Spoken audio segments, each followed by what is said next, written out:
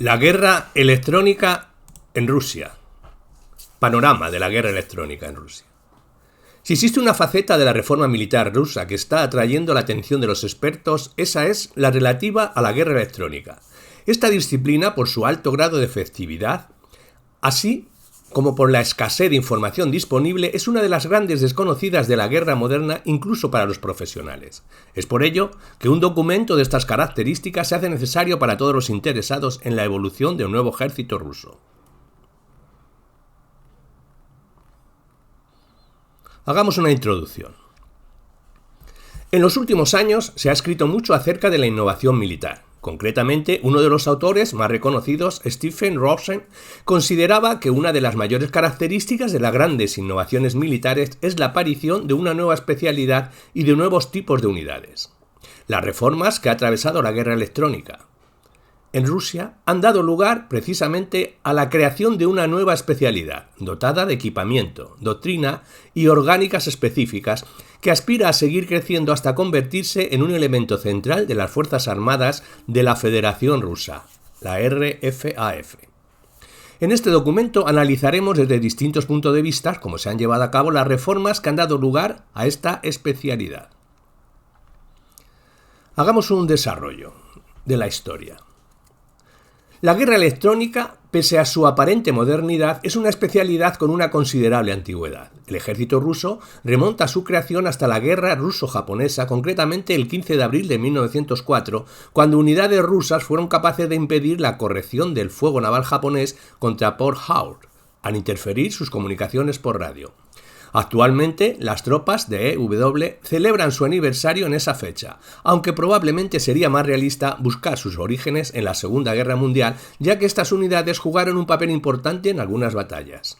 Su desarrollo continuó durante la época soviética, especialmente a partir de 1956, año en que la URSS creó los primeros batallones de interferencias, pero también en las décadas siguientes, pues siguió madurando doctrinal y organizativamente, expandiendo poco a poco sus capacidades hasta llegar a los años 80. En esta década, el general Orgakov desarrolló el concepto de revolución tecnológica militar, RTM, según el cual la superioridad tecnológica era el factor determinante de la eficacia de un ejército.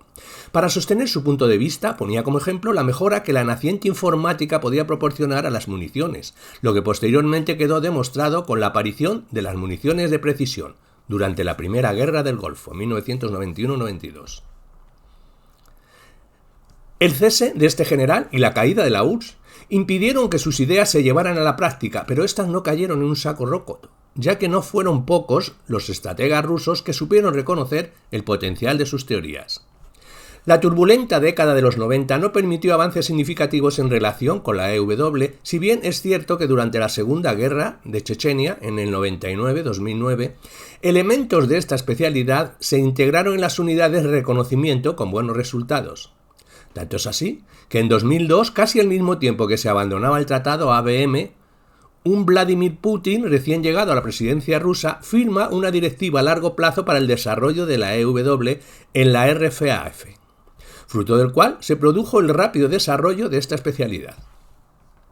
En 2009, tras la guerra de Georgia y en plena efervescencia derivada de la aplicación de las reformas de Serdukov, se crean las tropas de EW, si bien el único efecto a corto plazo de esta medida fue la creación del cuartel general dentro del Estado Mayor General.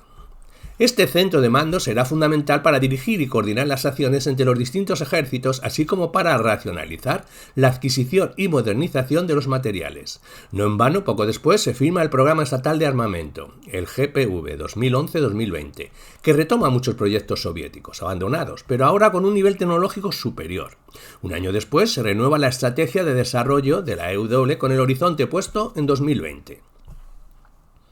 En los años siguientes, como parte de la reforma de New Look, se preparan compañías de EW en todas las brigadas del ejército. Casi al mismo tiempo se diseñó la orgánica de las brigadas independientes, las cuales se beneficiaron de un elevado ritmo de entrega de nuevos equipos. Estudiaremos sus orgánicas más adelante.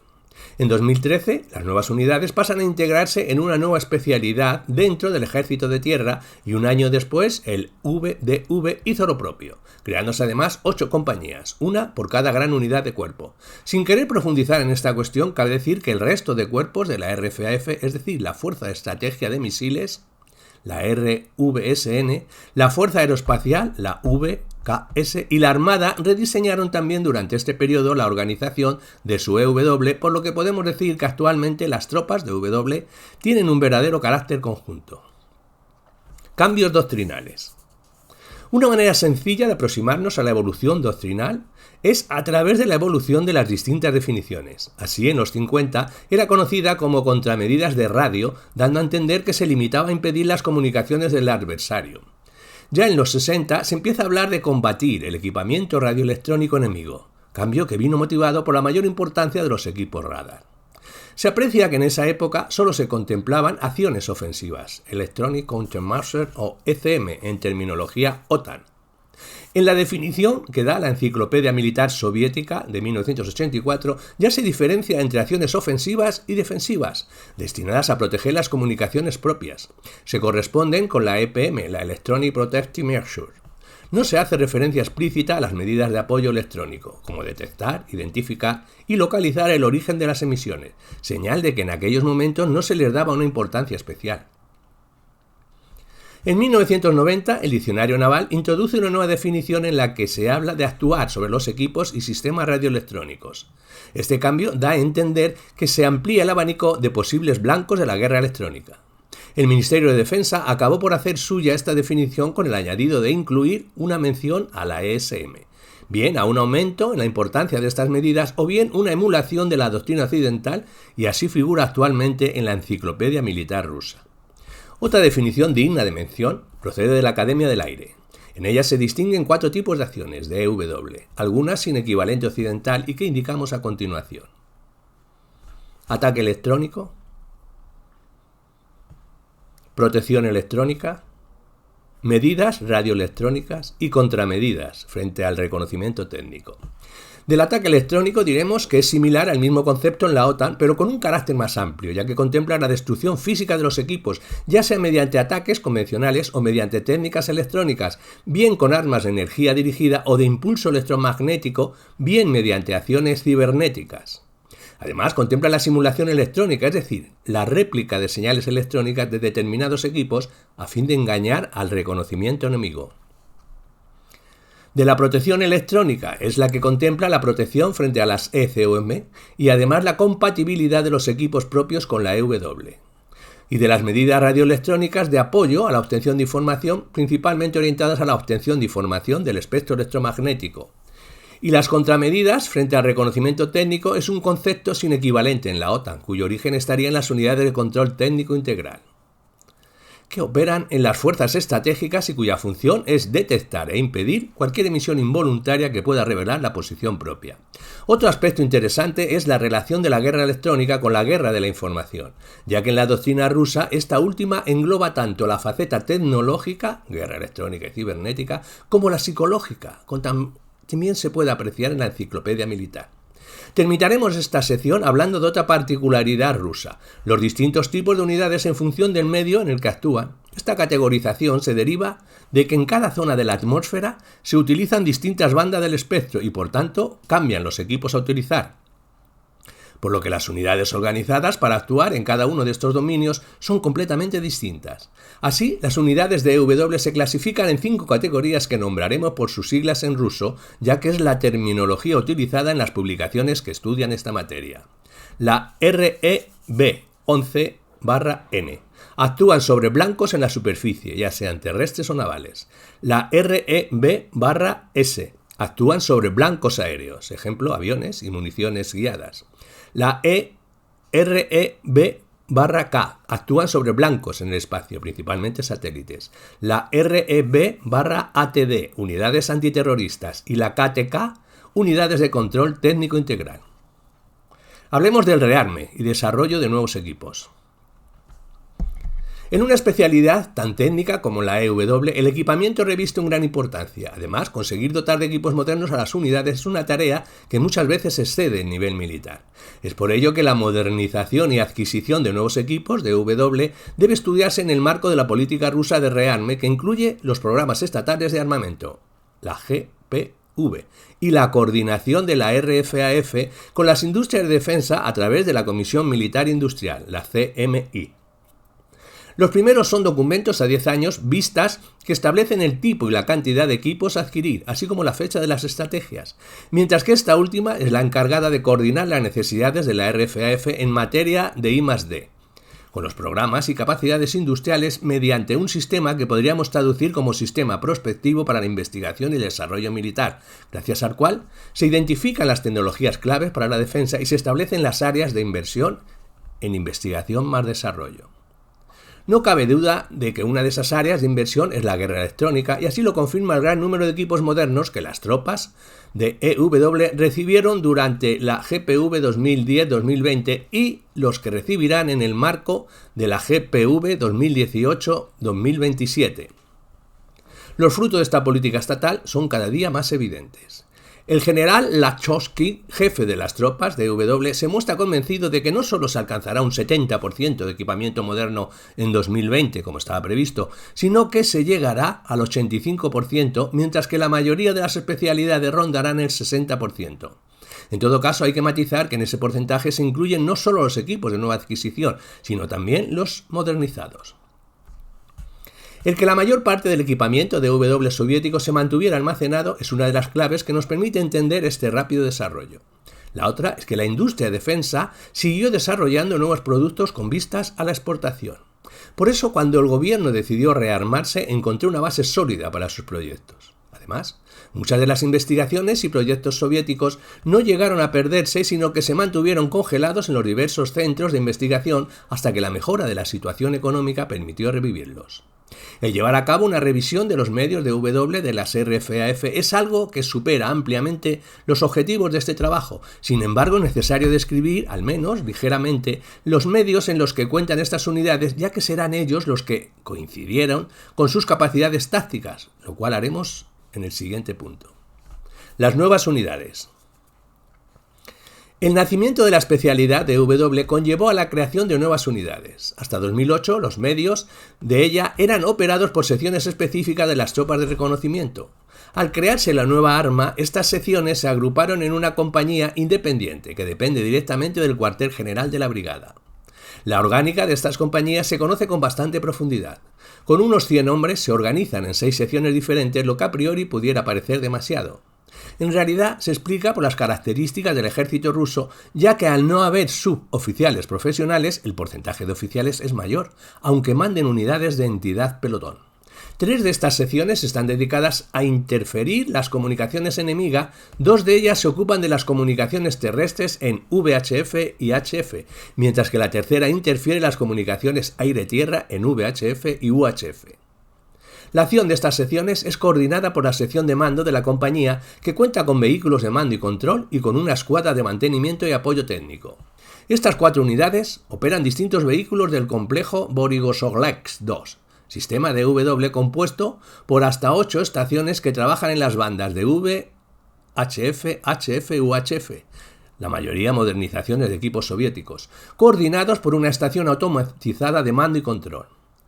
El Borigosoglesk-2 es pues la columna vertebral de estas compañías, la pieza clave, que permite tanto interferir las comunicaciones enemigas como hacer labores de inteligencia y adquisición de objetivos al permitir triangular la posición de las emisoras enemigas. Las misiones respectivas de las otras 2 secciones son actuar sobre las municiones enemigas y enfrentar la amenaza IED. La sección contra municiones cuenta con medios muy diversos. El RUT-BM, que es una estación montada sobre un blindado MTLB, cuya función es interferir las espoletas de proximidad de los proyectiles de artillería de manera que éstas detonen antes de llegar al objetivo. Es por tanto un sistema de protección contra artillería y su función táctica es proteger objetivos de alto valor, si bien solo es útil frente a unas espoletas muy concretas. Por su parte, la estación CIR-330 ZH puede interferir comunicaciones satélites, GPS y GSM. Su principal función es impedir el guiado de las municiones de precisión, distorsionando las señales GPS, pero también han sido utilizados para interferir la señal de guiado de UAV. Su amplio margen de frecuencia y su elevado alcance, 15 kilómetros para blanco terrestre y hasta 200 para blancos aéreos, lo convierten en el equipo más potente con el que se cuentan estas compañías. También está en dotación en las brigadas independientes de EW. La última sección, que podríamos llamar el CID, opera 15 equipos, LORANDIT, que son inhibidores portátiles adaptables a vehículos e instalaciones orientados contra artefactos explosivos terrestres, ya sean improvisados, el IED, o minas terrestres. Es probable que esta sección la que opere el vehículo Infauna montado sobre BTR. Este sistema no solo tiene capacidad de inhibir este tipo de frecuencias, sino que también inhibe la banda de VHF e incluye una serie de detectores ópticos para detectar el disparo de misiles y automáticamente desplegar una cortina de humo. No hay mucha información acerca de la orgánica de las compañías de W del VDV, pero podemos suponer que tendrá una organización militar a las del ejército que acabamos de describir, pero con estaciones montadas sobre vehículos más ligeros que sean fácilmente aerotransportados. Así, por ejemplo, se sabe que operan el Infauna y el conjunto Borisovlex, pero sobre camiones. En cuanto a las brigadas independientes, la información disponible en fuentes abiertas es mucho menor. A diferencia de la mayor parte de las brigadas de apoyo, no actúan en beneficio de los ejércitos de armas combinadas, sino de los distritos militares, que equivalen a mandos conjuntos. Estas 5 brigadas cuentan con unos 1.200 hombres que se organizan en 4 batallones y una compañía, con misiones específicas. Los batallones están orientados a actuar en un medio concreto, de manera que hay batallones en función de que actúen sobre las comunicaciones terrestres, aéreas o satélites respectivamente, operando cada compañía medios distintos. El cometido antiterrorista RBATD lo desempeña una compañía independiente. Además, parece ser que en los últimos años se está empezando a crear compañías específicas para enfrentar a los UAV. Los equipos principales de los batallones RBN son el ya explicado Borisovlex 2, el LER 3 y el Musmar BM. El LER 3 es una estación que controla 3 drones Orlan que portan equipos de W de manera que se pueden situar hasta 100 kilómetros en el interior del despliegue enemigo. De momento se sabe que han sido utilizados en Siria para duplicar la red de telefonía móvil y así monitorizar las comunicaciones de los rebeldes.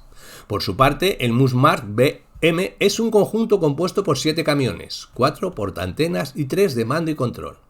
No es un sistema de acompañamiento, ya que requiere de 72 horas para entrar en posición, por lo que parece formar parte de la EW estratégica, siendo su función interferir la red HF-GCC. Se le supone un alcance de más de 3.000 kilómetros. En el batallón RBS prestan servicio equipos como el Krasuk K-20, el Moskva 1 y el ya mencionado Ziter.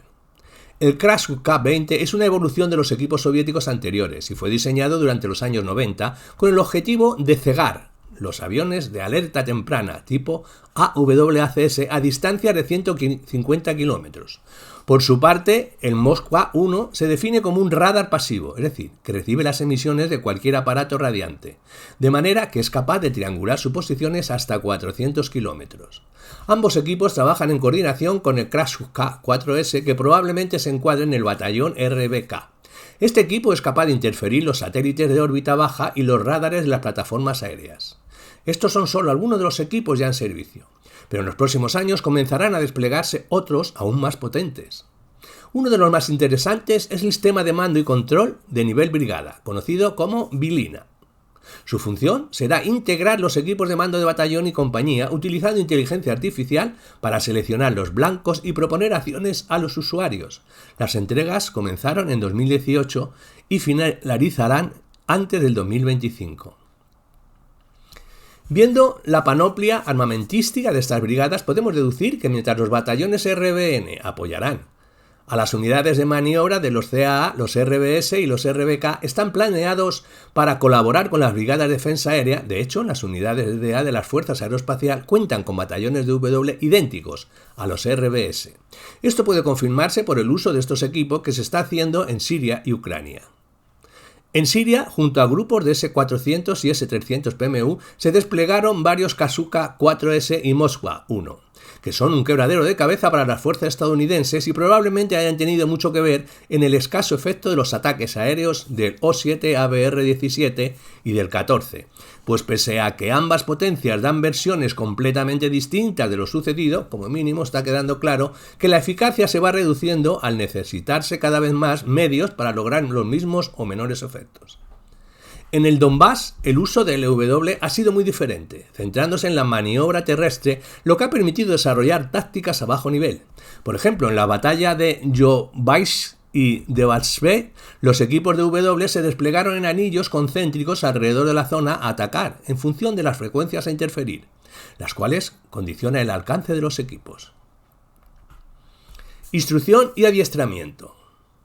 No podemos terminar sin referirnos al adiestramiento en esta nueva arma, ya que es una de las razones de su éxito. El corazón de su sistema de instrucción es el centro de enseñanza de Tavro. Es ahí donde los cerca de 10.000 soldados de W han recibido su curso inicial de 4 meses de duración y también donde las unidades realizan su adiestramiento básico, habiéndose instruido en los últimos 11 años a 5 batallones, RBN y a unos 40 compañías. La formación de los mandos, así como la específica de RVS, se imparte en la Academia de Aire en Voronezh, impartiéndose también otros cursos específicos en las otras academias. Sin embargo, es aún más interesante el analizar los ejercicios que las tropas de W están llevando a cabo. En 2017 se hicieron 220 ejercicios específicos de la guerra electrónica, 10 de ellos de nivel brigada, lo que supone 2 ejercicios tipo gamma por cada brigada y entre 5 y 7 ejercicios tipo alfa por cada compañía. Algunos de estos ejercicios tienen un carácter estratégico, participando varias brigadas y compañías. Así, por ejemplo, en el ejército Electron 16 intervinieron más de 30 unidades con 460 equipos de W.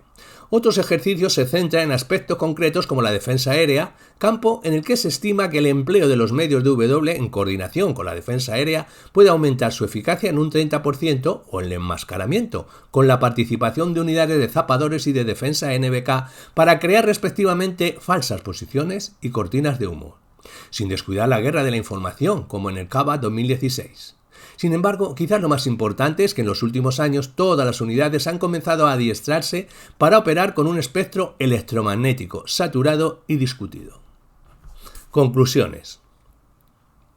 En las páginas anteriores hemos estudiado las reformas que ha atravesado la guerra electrónica rusa durante los últimos 10 años hasta convertirse en lo que es hoy, para seguidamente analizarlas brevemente desde los puntos de vista doctrinal, de equipamiento y organizativo. En base al trabajo anterior podemos extraer las siguientes conclusiones. Primeramente, debemos decir que el auge de esta arma en las RFAF no es fruto de una situación pasajera, sino el resultado de un serio debate en el seno de las mismas.